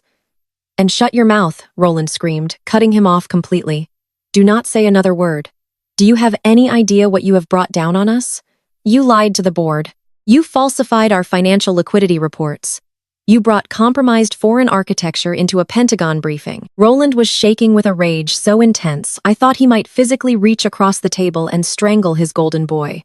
For years, Kendrick had bragged to me about how much Roland respected him. Kendrick had constantly thrown Roland's name in my face, using his boss approval as proof of his own superior intellect. He loved to remind me that he was a vital asset to a billionaire, while I was just a meaningless paper pusher. Now that very same billionaire was looking at him like a diseased rat. "You are fired." Kendrick Rowland spat the words out with absolute venom, desperate to distance himself from the radioactive fallout. "You are stripped of your title. You are stripped of your shares. You are completely done. If I ever see you near my building again, I will have security break your legs before I hand you over to the feds myself." Kendrick began to hyperventilate. His chest heaved as he looked frantically around the room, searching for a lifeline that did not exist. He had just lost his job, his reputation, and his entire corporate identity in less than 60 seconds. Desperate and drowning, he turned to the only person left who he thought could save him. He turned to Jada. "Jada," baby Kendrick pleaded, reaching out to grab her hand. "You have to talk to him. Tell your father I was just trying to secure our future. I did all of this for us, so we could buy that house. Please make him listen to me." Jada looked at Kendrick's hand as if it were covered in toxic waste.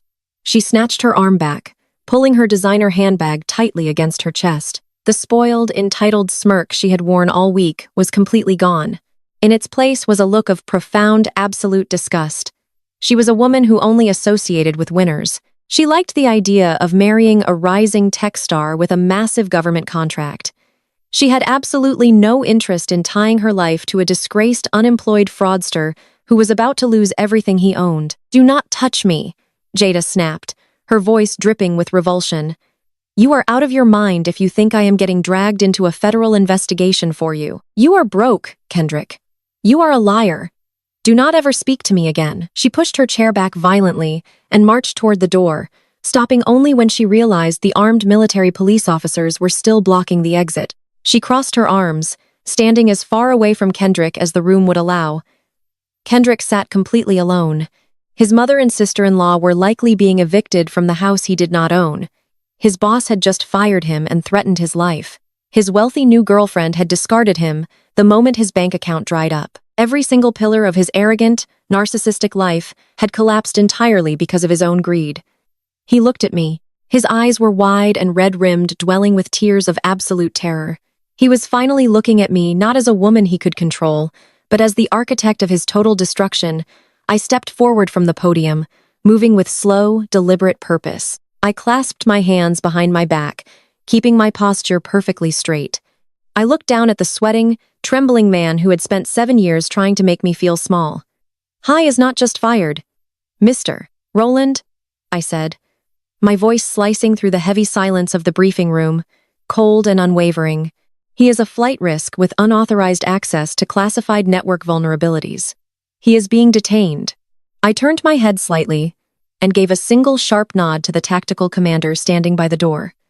The 4 heavily armed guards moved instantly. 2 of them marched directly toward Kendrick, while the other 2 secured Rowland and Jada, ensuring no one made any sudden movements. Kendrick scrambled backward in his chair, but there was nowhere to go. The guards grabbed him by his custom-tailored shoulders, hauling him roughly to his feet. He let out a loud, pathetic gasp as they twisted his arms behind his back. "Maya," he cried out, struggling weakly against the grip of the military police. "Maya, please, you have to stop them. You know me. I am your husband. Please, Maya, show some mercy." I stood perfectly still, watching the heavy steel handcuffs slide over his wrists. I thought about the cheap yellow dress. I thought about the overflow tent. I thought about the text message celebrating my removal. I looked him dead in the eyes, feeling nothing but absolute glorious peace. "Colonel, to you," I replied. I turned my back on him completely as the metal cuffs clicked shut with a loud, sharp finality. The fallout from the briefing room was instantaneous and utterly merciless. Federal investigators moved with terrifying efficiency, completely tearing apart Kendrick's life. The Department of Defense immediately flagged Apex Cyber Solutions for critical security breaches and fraudulent bidding practices. By 5 that evening, the news of Kendrick's arrest and the impending federal investigation dominated the national security headlines. His carefully constructed empire built entirely on my silent sacrifices, and his own staggering arrogance had completely evaporated. The collateral damage swept through his family like a wildfire. My encrypted phone buzzed on the passenger seat of my government SUV. I glanced down at the screen. It was Malik. He was calling me. I ignored it, letting it ring out. 2 minutes later, a frantic, sobbing voicemail from Sarah dropped into my inbox. I tapped the screen, listening to the recording as my driver navigated the busy Washington traffic.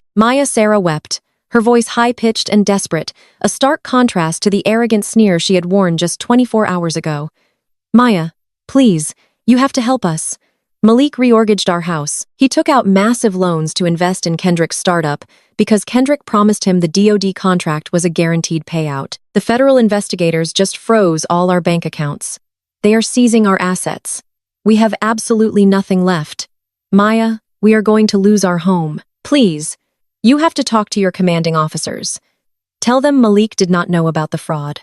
Please, Maya, I am begging you. I listened to her sob, feeling absolutely nothing. I reached out and deleted the voicemail, erasing her panic from my life permanently. Sarah had laughed while throwing my books into the trash. Malik had sat at the steakhouse smirking while his brother handed me an overflow wristband. They had eagerly tied their financial future to a man they knew was manipulative and cruel, simply because they thought it would elevate their status. Now they could reap the exact harvest they had sworn. Ivan's downfall was even more swift in public. The moment the fraud charges hit the press, the affluent social circles she desperately clung to slammed their doors in her face. The elite country club she had lorded over me for years immediately revoked her membership, citing the morality clause in their bylaws. Her wealthy friends stopped answering her calls, unwilling to associate with the mother of a disgraced federal criminal. She had spent her entire life stepping on anyone she deemed beneath her, and now she was tumbling down the social ladder with no one left to catch her. I directed my driver to take a slight detour before heading back to the Pentagon. I wanted to see the final piece of the tactical board fall into place. We turned onto the familiar tree-lined street of my old neighborhood. The large, custom oak front door of my house stood wide open. Parked on the curb was the military police cruiser, ensuring the eviction was carried out to the letter of the law.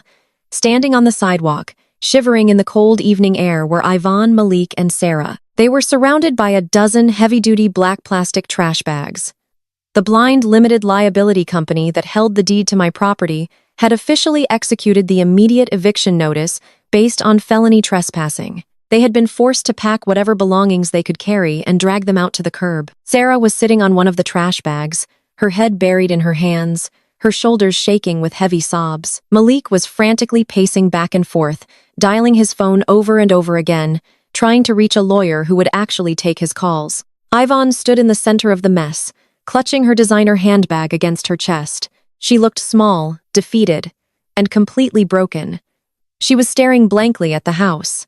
She thought she was going to remodel the house. She thought she was going to give to her son's new wealthy girlfriend. My driver slowed the armored SUV to a crawl as we passed them. The tinted windows hid my face, but I knew they recognized the federal license plates. Ivan looked up, her eyes locking onto the dark glass of my vehicle. She knew I was inside. She knew I was watching. I did not ask the driver to stop. I did not roll down the window to offer a condescending smile or a triumphant speech. I did not need to. The sight of them standing on the sidewalk, surrounded by the literal garbage bags they had tried to pack my life into, was the only closure I would ever need. Their total social and financial ruin, brought on entirely by their own unyielding arrogance, was complete. "Keep driving," I told the soldier at the wheel, my voice calm and steady. We left the quiet suburban street behind, merging back onto the highway, heading toward the heavily fortified gates of the Pentagon.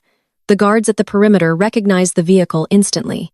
They stood at strict attention, snapping crisp, flawless salutes as my SUV rolled through the security checkpoint. I stepped out of the vehicle, the cold air bracing and clean. I adjusted the collar of my dress uniform, feeling the solid silver eagles resting on my shoulders. I walked through the heavy blast doors and entered my command center. The room hummed with the quiet, intense energy of elite tactical operations. My team looked up, waiting for my orders. I took my seat at the absolute head of the table. I placed my hands flat against the cool, polished surface, taking a slow, deep breath. I had finally shed the suffocating identity of the discarded wife. I had burned the camouflage to the ground. I was no longer hiding in the shadows to protect a man who never deserved my light. I fully embraced the power, the rank, and the life I had built entirely on my own. "All right, team," I said, my voice ringing with absolute, unwavering authority. "Let us get back to work." The route back to the Pentagon offered me one final necessary detour. I instructed my driver, a quiet and highly trained military specialist, to take the scenic route through my old neighborhood. I did not do this out of a petty desire for vengeance or a need to gloat over the defeated. I did it because after 7 years of living as a ghost in my own life, I needed to witness the physical reality of my liberation. I needed to see the exact moment the heavy iron chains of that toxic family finally shattered into pieces.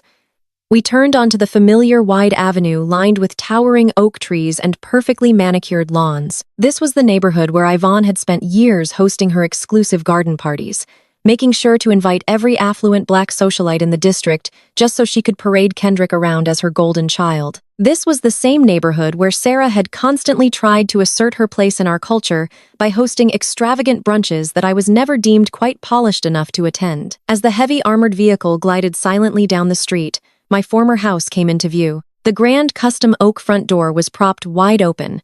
Parked aggressively across the pristine driveway was a military police cruiser, its light bar flashing a steady rhythmic warning that painted the suburban afternoon in harsh strokes of red and blue. The blind limited liability company that held the deed to my property. My company had officially executed the immediate eviction order based on felony trespassing. The military police do not care about your social standing or your country club memberships. When they are called to secure property belonging to a high-ranking federal officer, they move with absolute unyielding force. Standing on the cold concrete sidewalk pushed entirely off the manicured grass were Yvonne, Malik, and Sarah. They were surrounded by a chaotic mountain of heavy-duty black plastic trash bags. It was the exact same brand of trash bag Sarah had so eagerly snapped open just hours earlier when she was ripping my personal journals and civilian clothing out of my closets. Now, those very same bags held whatever remnants of their own lives they had been allowed to frantically grab before being physically escorted out of the house. I tapped the button on my armrest, lowering the tinted partition window just an inch to hear the reality of their situation. Sarah was sitting directly on the curb, her designer white cashmere sweater now covered in dirt and soot. Her face was buried in her hands, and her shoulders heaved with loud, gasping sobs. She had spent all morning laughing about how I did not understand their level of excellence. Now her bank accounts were completely frozen by federal investigators because her husband had illegally mortgaged their own home to fund Kendrick and his fraudulent defense contract. She was weeping not just for the loss of her money, but for the total destruction of the elite lifestyle she had sacrificed her basic human decency to maintain. Malik was pacing back and forth across the concrete, holding his mobile phone to his ear with a trembling hand. I could hear his panicked voice carrying down the street. He was begging his financial advisors, pleading with defense attorneys, and leaving frantic voicemails for anyone who might listen. But nobody was picking up. The moment the federal fraud charges against Kendrick hit the national news cycle, the entire corporate world had severed ties with the Hayes family. Malik was untouchable radioactive collateral damage, and then there was Yvonne. My former mother-in-law stood perfectly still in the center of the garbage bags. She was clutching her expensive leather handbag tightly against her chest, as if it were a shield that could somehow protect her from the catastrophic reality of her life. She was staring blankly at the beautiful facade of my house, the house she had tried to steal from me to give to a billionaire daughter. She had her phone pressed to her ear, mechanically redialing the numbers of her elite socialite friends, her charity board members, and her prestigious country club associates. With every call, I watched her expressions sink lower and lower. She was getting sent straight to voicemail by every single person she knew. The affluent circles she had lorded over me for 7 years had locked their doors the second the scandal broke. She had built her entire identity on being superior, on looking down on women like me who actually worked for a living. Now she had absolutely no one left to look down on and no one left to catch her fall. I leaned forward and told my driver to slow the vehicle down to a crawl as we passed the property. The heavy black SUV crept along the curb. The deeply tinted windows shielded me from the outside world, but the military license plates and the imposing armor plating made it perfectly clear who was inside. Yvonne lowered her phone. Her eyes tracked the movement of the vehicle. She stepped forward slightly, her gaze locking onto the dark glass of my rear passenger window. Even through the heavy tint, she knew I was sitting there. She knew I was watching the total collapse of the empire she thought she commanded. For a fraction of a second, I saw her raise her hand. Her mouth opened as if she were about to call out my name, as if she were about to beg the low-level government admin to show her the mercy she had never once shown me. I did not tap the button to roll down the window. I did not stop the car. I did not step out onto the sidewalk to deliver a triumphant speech or gloat over their misery. I simply looked at them with a profound, absolute emptiness. I realized in that moment that I did not hate them anymore. Hate requires emotional investment. Hate requires you to care about the target of your anger. Looking at Yvonne, Malik, and Sarah surrounded by trash bags on a cold sidewalk, I felt nothing but a cool, cleansing indifference. Their ruin was not a punishment I had actively designed out of malice. It was simply the natural, unavoidable consequence of their own towering arrogance and boundless greed. They had dug their own graves, measured the depth, and willingly jumped inside. "Keep driving," I instructed my driver, my voice steady and completely devoid of regret. "We have work to do." The SUV accelerated smoothly, leaving the quiet suburban street and the shattered remains of the Hayes family entirely in the rear-view mirror. I leaned back against the leather seat, closing my eyes as the vehicle merged onto the bustling Washington highway. For the first time in 7 years, my chest did not feel tight with anxiety. I did not have to worry about memorizing a script to sound less intimidating at a dinner party. I did not have to monitor my posture or hide my intelligence so a fragile man could feel like a giant. I had spent my entire marriage folding myself into a small, neat box to protect a national security cover that Kendrick and his family mistook for weakness. I had let them believe I was a background character in their grand performance. But the curtain had finally fallen on their tragic comedy, and the stage was entirely mine. The highway gave way to the sprawling, heavily fortified perimeter of the Pentagon. The massive concrete structure rose against the skyline, a fortress of absolute global power. My driver navigated through the outer checkpoints, bypassing the standard entry gates and heading directly for the high-clearance tactical entry. As the armored SUV pulled up to the final security barrier, the heavily armed guards stood at strict attention. They recognized the vehicle and the clearance codes instantly. They snapped crisp, flawless salutes, their posture rigid with deep institutional respect. I stepped out of the vehicle, the cold afternoon air bracing and clean. I adjusted the collar of my dress uniform, feeling the solid silver eagles resting proudly on my shoulders. I returned the salutes with a sharp, precise motion, acknowledging the men and women who actually understood the meaning of duty and sacrifice. I walked through the heavy blast doors and entered the labyrinth of the Defense Department. I moved down the long, sterile corridors, my heels clicking a steady, rhythmic beat against the polished floors. Military personnel stepped aside as I passed, offering nods of respect and acknowledgement. I did not lower my eyes. I walked with the absolute, unyielding authority of a woman who had walked through fire and emerged forged in steel. I reached the reinforced steel doors of the United States Cyber Command Operations Center. The biometric scanner read my retinal signature, and the heavy doors slid open with a deep electronic hum. The room inside was a sprawling hive of intense focused energy. Massive digital maps illuminated the walls, tracking global data streams and identifying hostile foreign networks in real time. Dozens of highly trained intelligence officers, analysts, and tactical operators sat at their stations monitoring the digital battlefields that kept the nation secure. As I crossed the threshold, the room immediately fell silent. The frantic typing ceased. Every single officer in the command center stood up from their stations, standing at strict attention to honor their commanding officer. I walked to the absolute center of the room. I stood behind the main tactical console, looking out over the faces of the brilliant, dedicated team I had the privilege of leading. This was my world. This was the high-stakes, relentless reality I navigated every single day. While my former family was busy arguing over country club memberships and designer clothes, I took a slow, deep breath, letting the vibrant electric energy of the command center fill my lungs. I had shed the identity of the discarded, abused wife forever. I had burned the camouflage to the ground. I was no longer hiding in the shadows to protect a man who never deserved a single fraction of my light. I fully embraced the power, the rank, and the magnificent life I had built entirely on my own. I placed my hands flat against the cool metal of the command console. I looked around the room, offering my team a sharp, confident nod. "At ease," I said, my voice ringing with absolute unwavering authority. "Let us get back to work." The profound lesson extracted from this heart-wrenching story of betrayal is that our worth is never determined by those who fail to value us. When a mother abandons her 5-year-old daughter at an airport with a mere $200 to pursue a luxurious vacation with her new husband, it shatters the most fundamental human bond. However, this cruel act reveals a vital truth.